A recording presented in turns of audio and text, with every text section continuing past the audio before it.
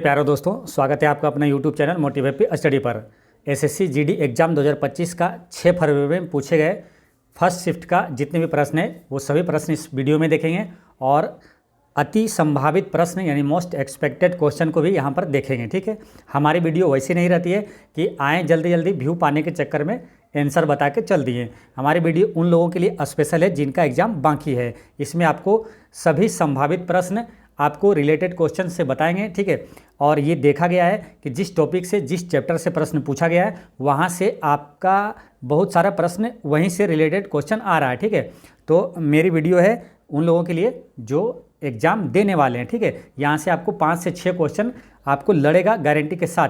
जो लोग कल एग्ज़ाम दिए हैं या तो आज दिए हैं उनको मालूम होगा 4 तारीख का जो एनालिसिस करवाए थे उससे 5 से 6 क्वेश्चन पूछा गया था। आपको 5 तारीख के थर्ड शिफ्ट में पूछा गया था। ठीक है, तो इसी तरह आपको सेकंड शिफ्ट में फर्स्ट शिफ्ट में क्वेश्चन आया था। तो इसलिए ये वीडियो एक प्रकार के आपको मोस्ट एक्सपेक्टेड प्रश्नों का स्टडी रहेगा। ठीक है, तो चलिए शुरू करते हैं। पहला क्वेश्चन पूछा गया था कि भारत के संविधान में वित्त आयोग से जुड़े प्रावधान संविधान के किस संशोधन अधिनियम के तहत जोड़ा गया था? तो 73वां संविधान संशोधन अधिनियम के तहत जोड़ा गया था वित्त आयोग से जुड़े प्रावधान। अब 73वां जो संविधान संशोधन है ये काफ़ी महत्वपूर्ण है। यहाँ से और भी एक प्रश्न आता है, कौन सा, कि पंचायती राज व्यवस्था को ये किस संविधान संशोधन के तहत संविधान में जोड़ा गया था? तो 73वें संविधान के तहत ही जोड़ा गया था। ठीक है, यहाँ से कुछ अति महत्वपूर्ण प्रश्न है जो कि एग्जाम में आता है, आपको याद रखना है। एक यहाँ पंचायत लिखते हैं, इधर लिखते हैं आपको नगर पालिका। ठीक है, तो पंचायत जो है ये क्यों संविधान संशोधन में है? तो 73वां संविधान संशोधन के तहत संविधान में जोड़ा गया था। नगर पालिका पूछे तो 74वां संविधान संशोधन के तहत। ठीक है, पंचायत किस भाग में है? तो भाग 9 में है और नगर पालिका भाग 9 के ए में है। पंचायत किस अनुसूची में है? तो 11वीं अनुसूची में है और नगर पालिका पूछे तो ये 12वीं अनुसूची में है। ठीक है, ये सारी चीज़ें आपको याद रखना है। अगर क्वेश्चन आता है कि पंचायती राज अधिनियम ये कब लागू हुआ? तो 24 अप्रैल 1993 को लागू हुआ था। ठीक है, 24 अप्रैल 1993 को। और ये 24 अप्रैल यहीं से क्वेश्चन आता है कि पंचायती राज दिवस कब मनाया जाता है? तो 24 अप्रैल को मनाया जाता है। तो ये सारी चीज़ें याद रखना है। अब रही बात क्या, यहाँ वित्त आयोग आया, तो वित्त आयोग जो है ये किस अनुच्छेद में है? तो अनुच्छेद 280 में है। राज्य वित्त आयोग का बात पूछे तो हो जाएगा 243 आई में है। ठीक है, ये केंद्रीय वित्त आयोग का गठन है अनुच्छेद 280 और राज्य वित्त आयोग का गठन है अनुच्छेद 243 के आई में है। ठीक, ये इतनी सारी चीज़ें आपको याद रखना है। चलिए नेक्स्ट क्वेश्चन है, आया था क्या, रामनाद है ना, रामनाद वी राघवन निम्नलिखित में से किस संगीत वाद्य यंत्र से संबंधित है? रामनाद वी राघवन ये मृदंगम से संबंधित है ना, तो मृदंगम वाद्य यंत्र से संबंधित है। अब ये क्वेश्चन देखिए कहाँ से पूछा गया था, वो पूरा लिस्ट आपको लेकर आए हैं, यहाँ से आप याद करके जाइएगा, निश्चित रूप से क्वेश्चन आएगा। ठीक है, मृदंगम है ना, ये क्वेश्चन देखिए यहाँ से आता कि रामनाद वी राघवन ये किससे संबंधित है? तो ये वाद्य यंत्र है, मृदंगम वाद्य यंत्र से संबंधित है। ठीक है, ये पूरा लिस्ट आपको दिखा देते हैं, यहाँ से क्वेश्चन आएगा, गारंटी के साथ आएगा। ठीक है, जाकिर हुसैन के बारे में पूछा गया था कल। ठीक है, तो आपको पूरा लिस्ट बताते हैं, इसमें जो जो महत्वपूर्ण है आपको याद रख लेना। ठीक है, तो वाद्य यंत्र और उसके प्रतिपादक यानी उससे संबंधित व्यक्ति कौन कौन सा है? ठीक है, हारमोनियम से याद रख लेना आपको, पुरुषोत्तम वालावलकर और फिर जल गांवकर, ज्ञान प्रकाश घोष ये हारमोनियम से संबंधित है। इसमें हरिप्रसाद चौरसिया सबसे महत्वपूर्ण है जो कि बांसुरी वादक है ना, तो बांसुरी वादक, प्रसिद्ध बांसुरी वादक है हरिप्रसाद चौरसिया। डायरेक्ट क्वेश्चन आ जाएगा, हरिप्रसाद चौरसिया किस वाद्य यंत्र से संबंधित है? तो बांसुरी वादक से है। फिर इसमें पन्नालाल घोष ये भी बांसुरी वादक से है। TR महालिंगम ये बांसुरी वादक से, इसका PDF आपको भी डाल देंगे टेलीग्राम पे, वहाँ से भी देख लीजिएगा। बिस्मिल्लाह खां से पूछा जाता है तो उस्ताद बिस्मिल्लाह खां ये शहनाई वादक है, विश्व प्रसिद्ध ये है, काफ़ी प्रसिद्ध है ये बिस्मिल्लाह खां, उस्ताद बिस्मिल्लाह खां। ठीक है, शहनाई वादक है और ये बिहार से हैं। और अली अहमद हुसैन ये भी शहनाई वादक है। राजा रत्नम पिल्लई और शेख चिन्नमौला और नीरू स्वामी पिल्लई ये नादस्वरम से संबंधित है। नेक्स्ट है आपका ताल वाद्य यंत्र है, ताल वाद्य यंत्र से कुछ है उसको याद ध्यान में रखना आपको, जैसे कि TH विनयाक्रम और EM सुब्रमण्यम ये घटम से संबंधित है और पुदुकोट्टई ये कंजरा से संबंधित है। इसमें महत्वपूर्ण है आपका जाकिर हुसैन है ना, तबला वादक है, प्रसिद्ध तबला वादक जाकिर हुसैन है। और ये अल्लाह रखा ये भी तबला वादक है। तबला वादक में और कौन कौन सा है? पंडित किशन महाराज है, संदीप दास है, उस्ताद सफाद अहमद खान है और पंडित ज्ञान प्रकाश घोष, ये तबला वादक भी हैं। ठीक है, पखावज से है आपका ये तोताराम शर्मा, किससे संबंधित है? तो पखावज से है गोपाल दास और रामशंकर पागलदास और पंडित अयोध्या प्रसाद, ये पखावज से संबंधित है। और रामनाथ वी राघवन, ये मृदंगम से संबंधित है। एसवी राजा राव भी मृदंगम से, केवी प्रसाद है। और कौन सा? पालघाट मणि अय्यर, पालघाट रघु और कराई कुडी आर मणि, ये सब मृदंगम वाद्य यंत्र से संबंधित है। अब स्ट्रिंग उपकरण में कौन कौन सा आता है? तो ये जैसे गिटार आ गया, गिटार से ब्रजभूषण काबरा, ब्रजभूषण काबरा ये किस उपकरण से संबंधित है? तो ये गिटार से संबंधित है। एस बाल मुरली कृष्णा और नागेन डे, खगेन डे और यू श्रीनिवासन, ये सारंगी की तरह एक बाजा है। ठीक है, और रुद्र बीना से संबंधित है कौन? असद अली खान, असद अली खान ये रुद्र बीना से संबंधित है। और वलसारा जो है ये पियानो से संबंधित है। नेक्स्ट है आपका असद अली खान, ये बीन भी बजाता है। ठीक है, और अब्दुल अजीज खान और अहमद राजा खान, ये विचित्र बीना से संबंधित है। पंडित विश्व मोहन भट्ट, ये मोहन बीना से संबंधित है। इसमें महत्वपूर्ण याद रखना आपको, ये वाला पंडित शिव कुमार शर्मा, ये संतूर वादक है। पंडित शिव कुमार शर्मा ये संतूर वादक है। और तरुण भट्टाचार्य ये भी संतूर वादक है। नेक्स्ट है सारंगी वादक में कौन कौन सा है? अब्दुल लतीफ़ खान, उस्ताद बिंदा खान, रमेश मिश्रा, सुल्तान खान, पंडित राम नारायण और शकूर खान, ये सब सारंगी वादक है। उस्ताद बिलायत खान, पंडित रविशंकर, ये सितार वादक है। पंडित रविशंकर, ऊपर कौन था? पंडित शिव कुमार शर्मा, ये दोनों अति महत्वपूर्ण है, कतई जहर प्रश्न याद रखना है। पंडित शिव कुमार शर्मा संतूर वादक है और पंडित रविशंकर ये सितार वादक है, रवि सितार वादक है। ठीक है, और इसमें कौन कौन सा है? तो शाहिद परवेज खान है, अनुष्का शंकर है, निखिल बनर्जी, हाँ निखिल बनर्जी से भी ध्यान रखना है आपको, सितार वादक है ये। और मुश्ताक अली खान और बुधादित्य मुखर्जी, ये सितार वादक है।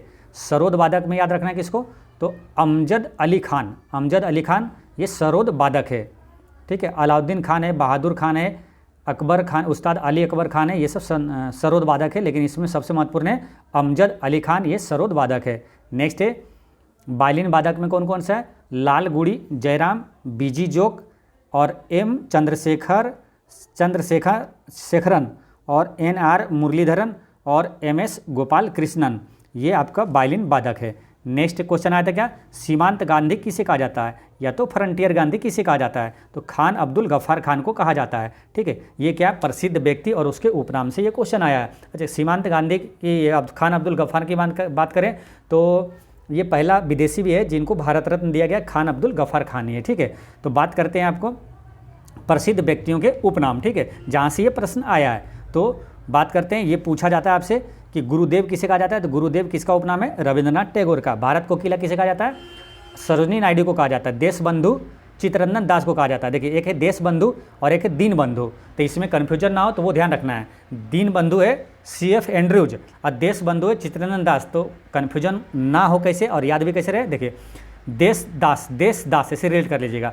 और वो दीन बंधु में कौन है? C.F. एंड्रयूज, उसमें दीन है, लेकिन देश दास ऐसे याद रख लेना है ना। तो देश बंधु चित्तरंजन दास को कहा जाता है। निराला किसे कहा जाता है? सूर्यकांत त्रिपाठी को। और ग्रैंड ओल्ड मैन ये दादा भाई नेहरू को कहा जाता है। लोकमान्य ये कहा जाता है बाल गंगाधर तिलक को। एक है लोकनायक, तो उसमें कन्फ्यूजन ना हो तो कैसे याद रखना है?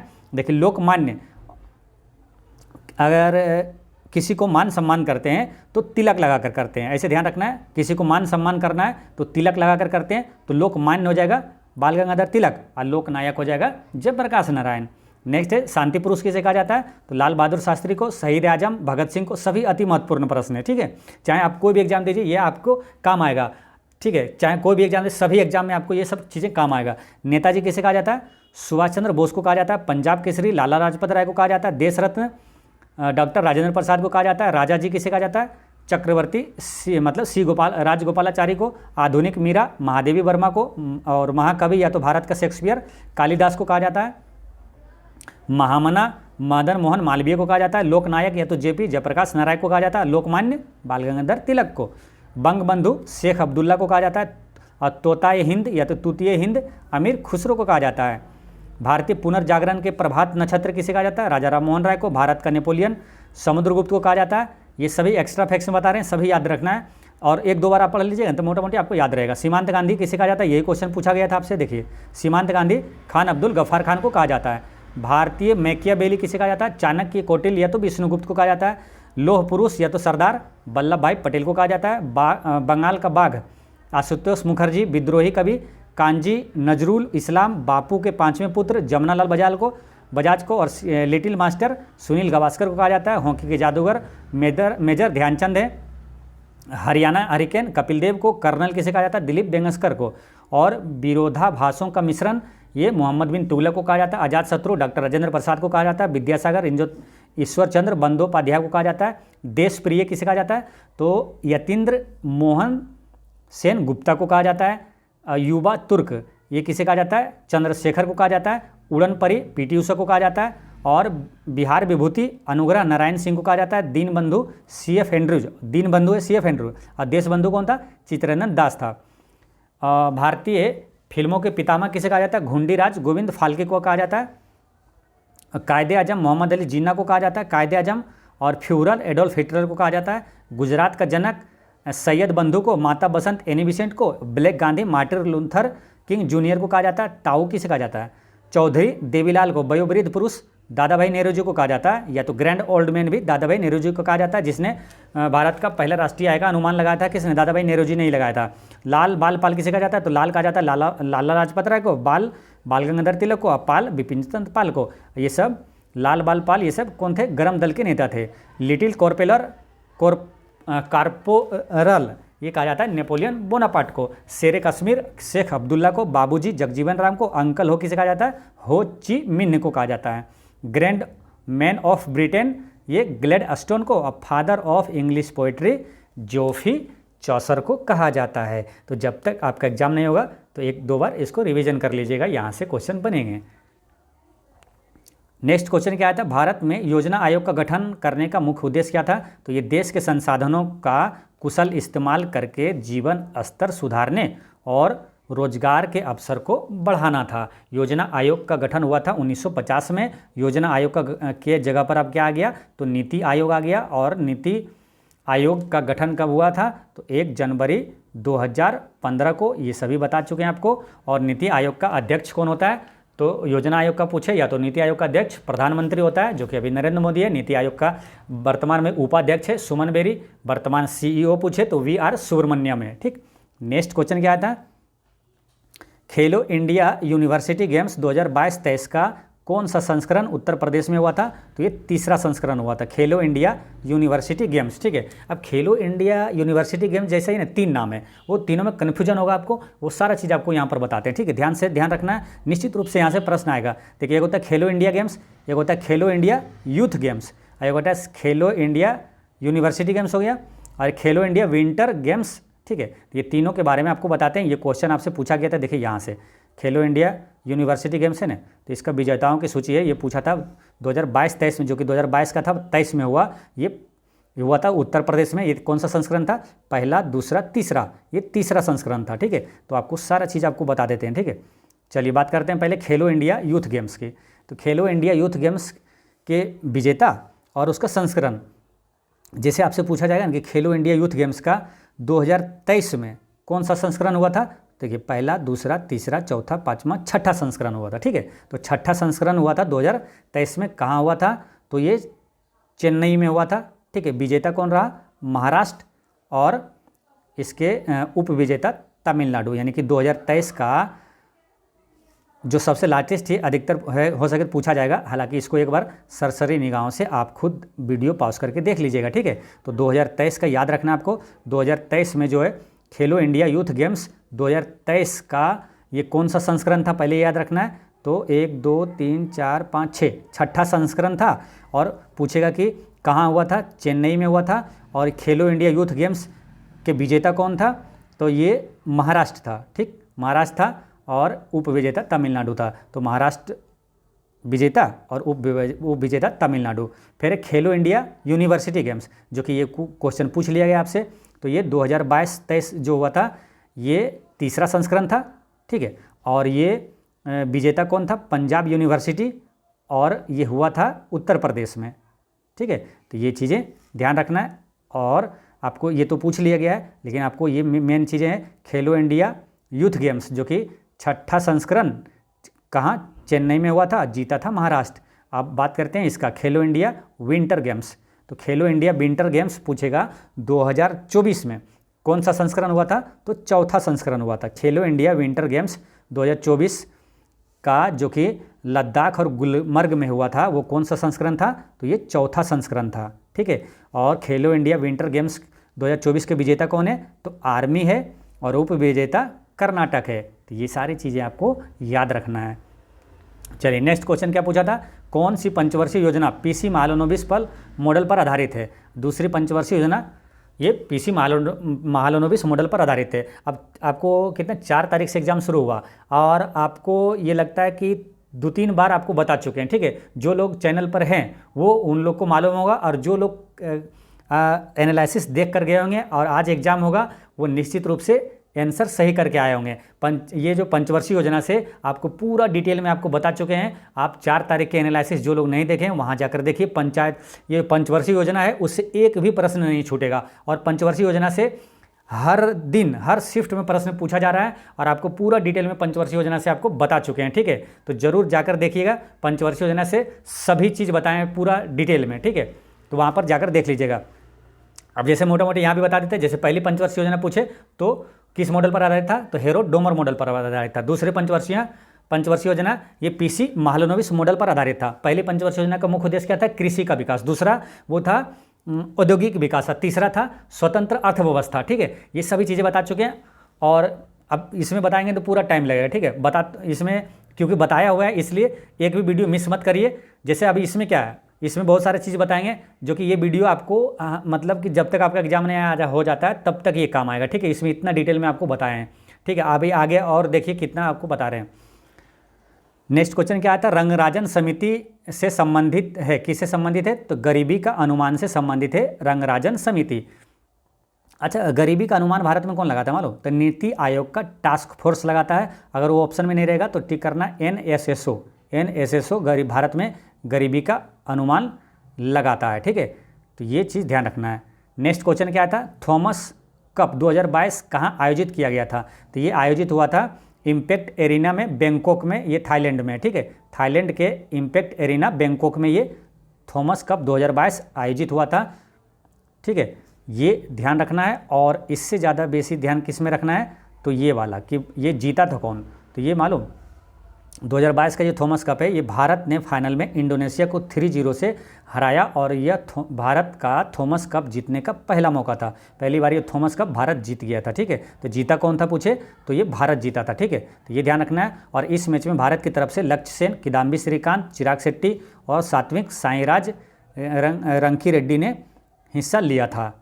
ठीक है, और भारत ने सेमीफाइनल में डेनमार्क को और क्वार्टर फाइनल में मलेशिया को हराया था। तो अगर क्वेश्चन आ जाए कि जो थॉमस कप है, अब देखिए जहाँ से क्वेश्चन आता है तो वहाँ से क्वेश्चन आने की संभावना रहता है। तो थॉमस कप 2022 में अगर पूछे कि सेमीफाइनल में किसको हराया था तो डेनमार्क को, क्वार्टर फाइनल में मलेशिया को हराया था। ठीक है, और फाइनल में किसको? इंडोनेशिया को हराया था। तो ये भी चीज़ें ध्यान रखना है।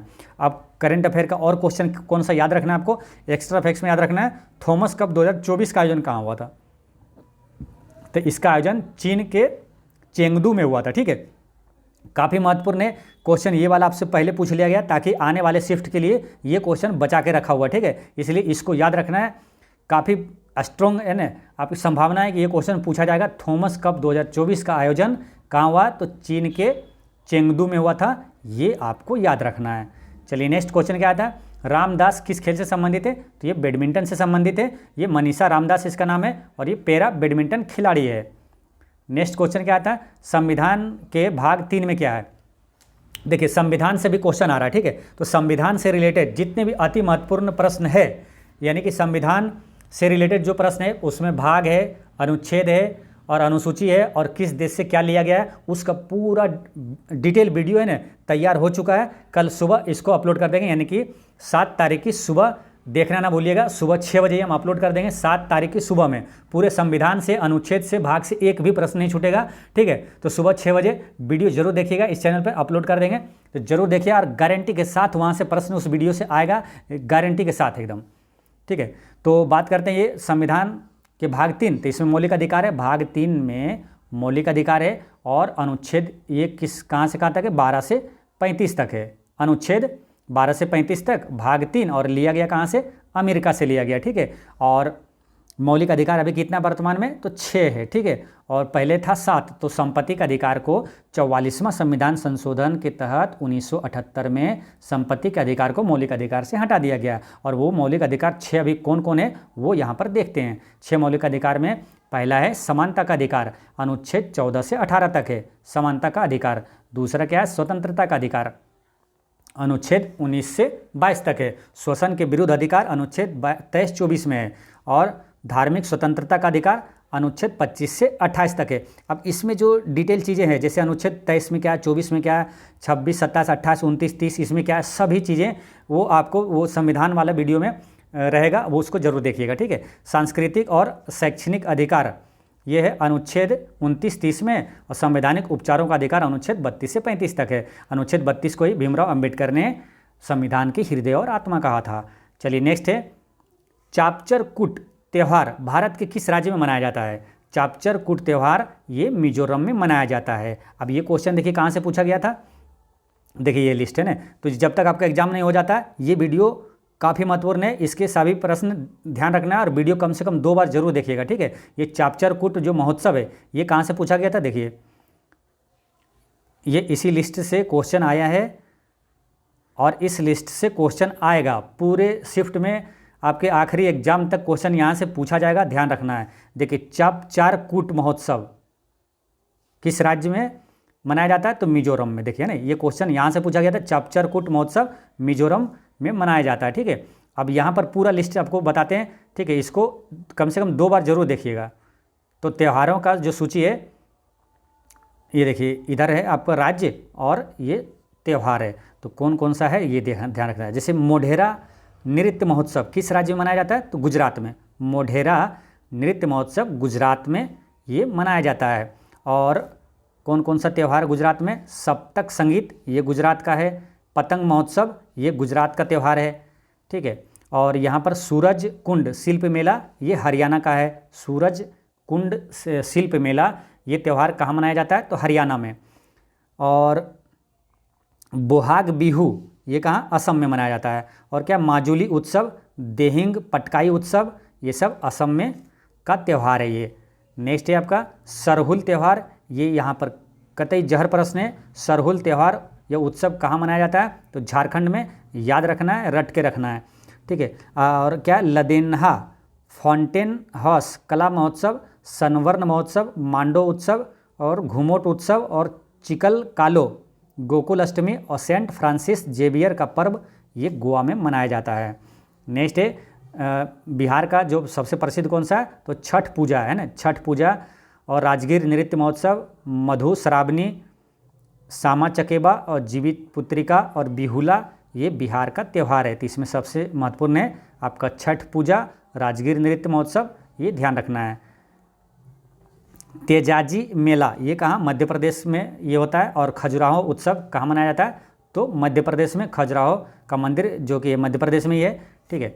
नेक्स्ट है आपका दोसमुची उत्सव, या तो माथो नारंग या तो जेमिस उत्सव, गोल्डन नामचोट ये जम्मू कश्मीर में मनाया जाता है। कोणार्क महोत्सव ये उड़ीसा में, कोणार्क महोत्सव। और इससे भी ज़्यादा ये भी महत्वपूर्ण है, याद रखना है, अंतर्राष्ट्रीय रेत कला महोत्सव काफ़ी महत्वपूर्ण है, कतई जहर प्रश्न है। अंतर्राष्ट्रीय रेत कला महोत्सव किस राज्य में मनाया जाता है, तो उड़ीसा में, ठीक है, ये याद रखना है। और पदकल नृत्य उत्सव या तो गुड़ी पड़वा, इसमें गुड़ी पड़वा याद रखना है, कर्नाटक में। गुड़ी पड़वा उत्सव कहाँ मनाया जाता है, कर्नाटक में। ओनम ये कहाँ का है, तो ओनम आपको मालूम है केरल का है, ओनम केरल का है। या तो निशा गांधी उत्सव और बेकट अष्टमी उत्सव ये केरल में मनाया जाता है। नेक्स्ट है आपका बूंदी उत्सव, यमरू उत्सव, गणगौर उत्सव, मातस्य उत्सव, ब्रज उत्सव और शेखावाटी उत्सव ये सभी राजस्थान में मनाया जाता है। और महाराष्ट्र का कौन सा है, कालिदास उत्सव, चीकू उत्सव और दिवाली ये महाराष्ट्र में मुख्य रूप से मनाया जाता है। चीकू उत्सव और कालिदास ध्यान रखना है महाराष्ट्र का है। और क्या है, पोंगल, पोंगल कहाँ का है, तो ये महत्वपूर्ण है। पोंगल तमिलनाडु का है पोंगल। थाई पुसम भी है, जल्लीकट्टू, ये सभी अति महत्वपूर्ण है तीनों। पोंगल, थाई पुसम और जल्लीकट्टू ये तमिलनाडु में पूछेगा, तो यही ध्यान रखना है। पोंगल और जल्लीकट्टू और थाई पुसम ये त्यौहार मनाया जाता है तमिलनाडु में। बोनालू, उगादी और बथुकम्बा, इसमें बथुकम्बा याद रखना है। और कोथा कोंडा जतारा ये बोनालू ये तेलंगाना में मनाया जाता है। चापचर कूट महोत्सव ये कहाँ, तो ये मिजोरम का है। ये नेक्स्ट है हॉर्नबिल महोत्सव, ये किस राज्य का है, तो ये नागालैंड का है। कतई जहर प्रश्न है। हॉर्नबिल महोत्सव नागालैंड का है। मोत्सु महोत्सव भी नागालैंड में। कुंभ मेला ये अभी लगा हुआ है। रामलीला ये सब उत्तर प्रदेश का है। और लोहड़ी ये पंजाब का है। और यासो सांग, चवांगकुट, बिहू, पोराग ये मणिपुर का है। नेक्स्ट है सागा दावा, सागा दावा सिक्किम, सागा दावा सिक्किम। दुर्गा पूजा प्रसिद्ध है पश्चिम बंगाल का, दुर्गा पूजा पश्चिम बंगाल का है। इसको अमूर्त सांस्कृतिक धरोहर में भी शामिल किया गया है। और नंदीकर राष्ट्रीय रंगमंच उत्सव ये पश्चिम बंगाल का है। कुतुब महोत्सव, भारत रंग महोत्सव, सबरंग महोत्सव और सिफसी जहान ए खुर्रो ये दिल्ली का है। नेक्स्ट है खर्ची पूजा, ये कहाँ का है, त्रिपुरा का है। सोलुंग और लोसर महोत्सव और मुरुंग रेप और मोपिन और बुरीबुट और मोनपा महोत्सव ये अरुणाचल प्रदेश का है। गंगा दशहरा ये उत्तराखंड का है। गंगा दशहरा कहाँ, ये उत्तराखंड का है। और नोंग क्रेम नृत्य ये कहाँ मनाया जाता है, तो मेघालय का है। ये उत्सव कहाँ का, मेघालय का। नोंग क्रेम कृत्य, ठीक है, ये काफ़ी महत्वपूर्ण याद रखना है, नोंग क्रेम कृत्य। और फिर बॉब डायलन ये महोत्सव मेघालय में मनाया जाता है। अहिया महोत्सव, वांगाला महोत्सव ये सब मेघालय में मनाया जाता है। नेक्स्ट है ब्रह्मोत्सव, श्री रामनवमी, दक्कन, उगादी या तेलुगु नववर्ष ये सब आंध्र प्रदेश में ये सब त्यौहार है, ठीक है। ये सब चीज़ें याद रखना है। चलिए नेक्स्ट क्वेश्चन क्या था, राउफ नृत्य ये कहाँ से संबंधित है, तो जम्मू कश्मीर से संबंधित है। अब देखिए कई क्वेश्चन है जो कि पिछले एनालिसिस से कम 5-6 प्रश्न आपके इस शिफ्ट में क्वेश्चन आया है। अब यही प्रश्न जाकर आप कल वाले यानी 5 तारीख वाले में एनालिसिस में देखिए, या तो जो देखे होंगे ये वाला लिस्ट आपको उसमें बताए थे, ठीक है। और ये क्वेश्चन देखिए आज पूछा गया है, राउफ नृत्य महोत्सव। अब राउफ नृत्य महोत्सव कहाँ से पूछा गया है, तो देखिए ये आपको कल जाकर देखिएगा एनालिसिस में बता चुके हैं। ये जम्मू कश्मीर का राउफ नृत्य, यही वाला लिस्ट आपको 5 तारीख मतलब ही इस एनालिसिस में आपको दिए थे, ठीक है। आपको टेलीग्राम पे भी डाल दिए, टेलीग्राम में भी जाकर देख सकते हैं, ठीक है। इसलिए बताते कि एनालिसिस मेरी एनालिसिस इस स्पेशल इसलिए तैयार किया जाता है कि ताकि आपके एग्जाम में 5 से 6 क्वेश्चन कम से कम उसमें लड़े, ठीक है। आंसर बताना मेरा उद्देश्य नहीं रहता है, मेरा उद्देश्य रहता है कि अगर हमारी वीडियो देखते हैं तो आपको फ़ायदा हो, अधिक से अधिक क्वेश्चन यहाँ से लड़े और आपको काम आए और आपको मज़ा आ जाए। तो फिर एक बार देखते हैं लोक नृत्य किस किस राज्य का महत्वपूर्ण कौन सा नृत्य है जो कि किस राज्य से संबंधित है। जैसे यहाँ पूछ दिया था राउफ नृत्य ये कहाँ का है, जम्मू कश्मीर का है। चलिए बात करते हैं फिर कुचिपुड़ी कहाँ का, आंध्र प्रदेश का। इसको तो आपको याद करवा दिए, रटा दिए कि कुचिपुड़ी यानी आंध्रा में, कच्छ का पुड़िया आंध्रा में खा गए, कच्छ का पुड़िया आंध्रा में खा गए यानी कि आंध्र प्रदेश का है। बाकी चीज़ें ज़्यादा तो कुचिपुड़ी ही यहाँ से पूछा जाता है, ठीक है। कुचिपुड़ी यहाँ से पूछा जाएगा। तो कुचिपुड़ी लोक नृत्य कहाँ का है, आंध्र प्रदेश का है। बिहू पूछा जाएगा, असम का एकमात्र यहाँ बिहू जो बार बार पूछा जाता है, ठीक है। और नृत्य नागा नृत्य, खेल गोपाल, कानोई, झुमुरा और बागुरुम्बा, ये ध्यान रखना, बागुरुम्बा और बिहू ये असम का नृत्य है। जट जाटिन पनवारिया विदेशिया कजारी ये बिहार का नृत्य है। जट जाटिन पनवारिया विदेशिया, ठीक है, ये ध्यान रखना कहाँ का, बिहार का है। गरबा डांडिया रास निपन्नी जुरून और भाभई ये कहाँ का, गुजरात का। अब देखिए बार बार आपको बता रहे हैं कि गरबा को याद रखना है, ठीक है। पूछेगा निश्चित रूप से पूछेगा, ध्यान रखना है। गरबा क्योंकि सबसे लाटेस्ट है, ये अमूर्त सांस्कृतिक धरोहर में इसे शामिल किया गया गरबा नृत्य को, जो कि गुजरात का है। क्वेश्चन ऐसे भी पूछा जा सकता है कि गुजरात के किस नृत्य को अमूर्त सांस्कृतिक धरोहर में शामिल किया गया है, तो गरबा नृत्य को, ठीक है। तो ये याद रखना है।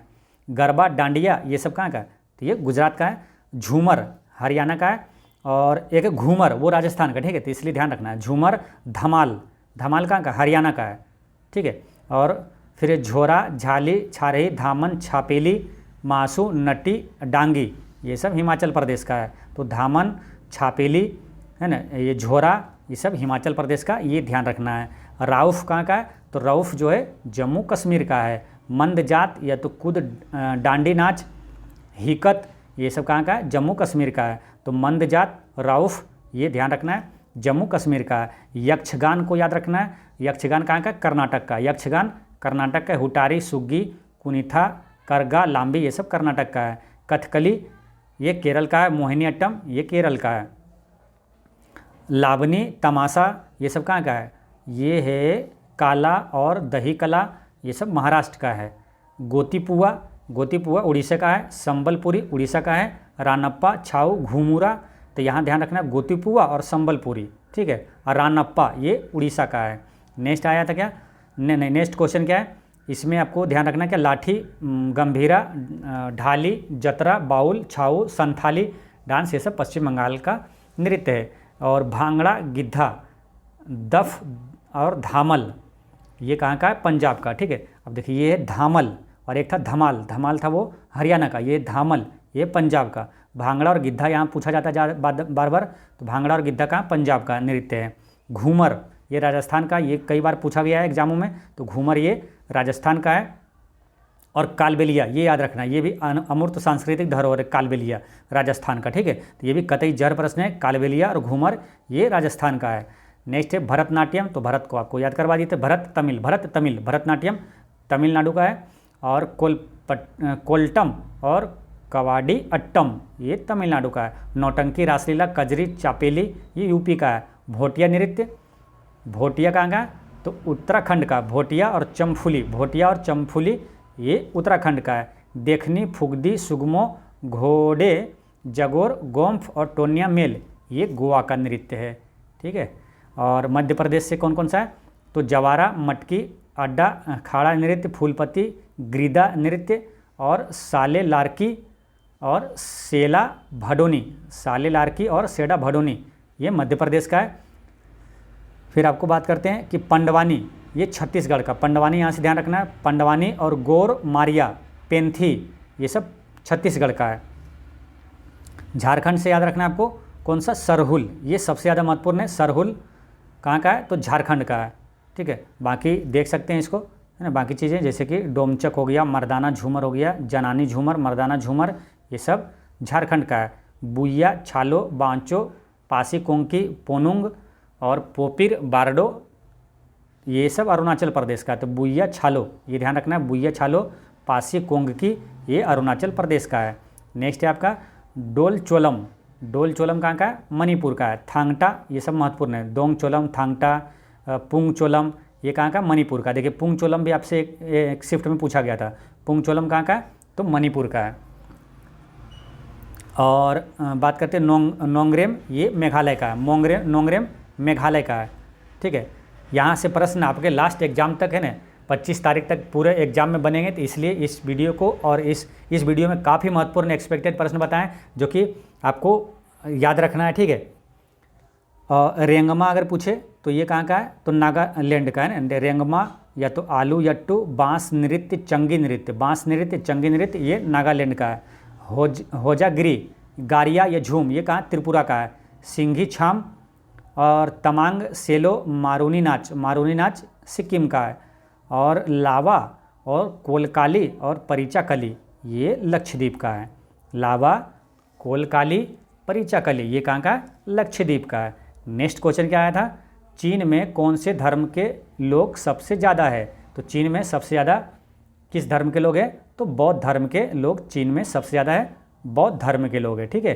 तो ये चीज़ें ध्यान रखना है आपको। पड़ोसी देश के बारे में सभी चीज़ें, धर्म हो, राजधानी हो, भाषा हो, सब आपको पड़ोसी देश के बारे में आपको पिछले एनालिसिस में बता दिए हैं। तो सभी एनालिसिस को देखना अत्यंत आवश्यक है। अब एक ही एनालिसिस वीडियो में आपको और सभी चीज़ें बताएंगे तो और वीडियो लंबी हो जाएगी, ठीक है। इसलिए सभी वीडियो को देखें, एक भी वीडियो में स्किप ना करें। आपको हम बता चुके हैं, हिंट दे चुके हैं कि जो पड़ोसी देश है, जैसे बचपन में MBA किया ना, ये सब पड़ोसी देश है। बचपन में MBA किया, बांग्लादेश, चीन, पाकिस्तान और नेपाल, MBA यानी कि म्यांमार, भूटान और अफगानिस्तान, ठीक है। ये सभी देश के आपको सभी चीज़ जानना है। क्या क्या? राजधानी, मुद्रा, आधिकारिक भाषा, प्रसिद्ध धर्म, ये सभी चीज़ें आपको ये पड़ोसी देश का जानना है। जैसे और भी जो समुद्री सीमा से जुड़ा है, श्रीलंका हो गया, और मालदीव हो गया, इसके बारे में सब चीज़ आपको जानना है, ठीक है। और आपको बता चुके हैं एनालिसिस में, इसलिए वीडियो पीछे वाला जो नहीं देखें, जो भी वीडियो मिस किए हुए वो सभी देखिए, ठीक है। 4 तारीख का तीनों शिफ्ट, 5 तारीख का तीनों शिफ्ट, वो सब वीडियो जरूर देखिएगा, ठीक है। तो चलिए नेक्स्ट क्वेश्चन देखते हैं। वर्ष 2024 में किसको सर्वश्रेष्ठ कृषि राज्य का पुरस्कार प्राप्त हुआ है? तो सर्वश्रेष्ठ कृषि राज्य का पुरस्कार ये महाराष्ट्र को दिया गया है। अब 2 कतई जहर प्रश्न जो है मोस्ट एक्सपेक्टेड याद रखना आपको, जो कि आने वाले एग्जाम में पूछा जाएगा, यहाँ पर ध्यान रखिएगा, ठीक है। गोल्डमैन पर्यावरण पुरस्कार 2024 किसे दिया गया? आलोक शुक्ला को दिया गया है। गोल्डमैन पर्यावरण पुरस्कार 2024 आलोक शुक्ला को दिया गया है। चैंपियन ऑफ द अर्थ पुरस्कार 2024 किसे मिला है? तो माधव गाडगिल को मिला है, ठीक है। और ये दिया गया संयुक्त राष्ट्र पर्यावरण कार्यक्रम के द्वारा दिया गया है ना, UNEP द्वारा माधव गाडगिल को चैंपियन ऑफ द अर्थ पुरस्कार 2024 दिया गया है। नेक्स्ट क्वेश्चन क्या आता है कि मौसम संबंधी घटनाएं किस मंडल में होती है? तो मौसम संबंधी घटनाएं ये 6 मंडल में होती है, ठीक है। अब यहाँ से कौन कौन सा महत्वपूर्ण प्रश्न बनेगा? तो पहले ये याद रखना है कि पृथ्वी के वायुमंडल की परत का जो सही क्रम है, सबसे नीचे है 6 मंडल, उसके ऊपर समताप मंडल, फिर मध्य मंडल, तापमंडल और बहिर्मंडल। तो पूछेगा कि सबसे निचली परत कौन सा वायुमंडल का? तो आंसर आ जाएगा क्या? 6 मंडल। पूछे अगर कि वायुमंडलीय परत का सबसे ऊपर वाला परत कौन सा है? तो वो है बहिर्मंडल, ठीक है। अब यहाँ पर जो क्वेश्चन बना था कि मौसम की घटनाएं 6 मंडल में होती है, अगर क्वेश्चन आ जाए कि जो वायुयान है, जितने भी एरोप्लेन है, वायुयान है, वो किस मंडल में चलता है? तो समताप मंडल में, ठीक है, ये ध्यान रखना है। और एक क्वेश्चन आता है कि जो रेडियो संचार होता है, रेडियो टीवी ये जो चलता है, वो किस मंडल के कारण ये संभव होता है? आयन मंडल के कारण, ठीक है। तो ये सभी चीज़ें आपको ध्यान रखना है। एक क्वेश्चन आएगा कि ओजोन परत किस मंडल में पाई जाती है? तो ओजोन परत समताप मंडल में पाया जाता है, ठीक है। तो ये सभी अति महत्वपूर्ण चीज़ें याद रखना है, ठीक है। तो वीडियो कैसा लगा कमेंट में जरूर बताइएगा। मिलते हैं नेक्स्ट यानी कि सेकंड शिफ्ट के साथ। पढ़ते रहें, मुस्कुराते रहें। जय हिंद दोस्तों।